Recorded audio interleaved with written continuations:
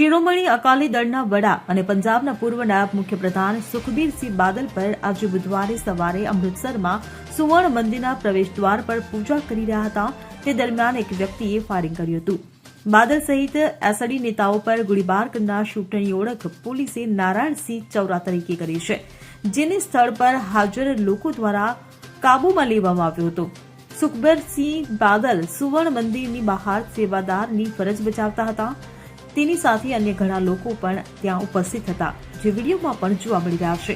આ દરમિયાન એક વ્યક્તિ આવે છે અને તેની કમર પાસેની બંદૂક કાઢીને સુખબીરસિંહ બાદલ તરફ ઇશારો કરે છે અને ગોળીબાર કરવાનો પ્રયાસ કરે છે.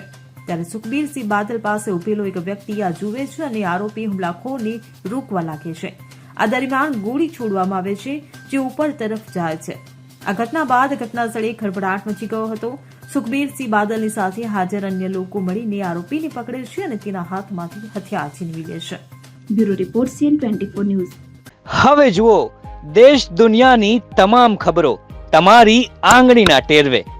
ઉઠાવો મોબાઈલ અને Google Play Store પરથી ડાઉનલોડ કરો અમારી CN24 ન્યૂઝ મોબાઈલ એપ.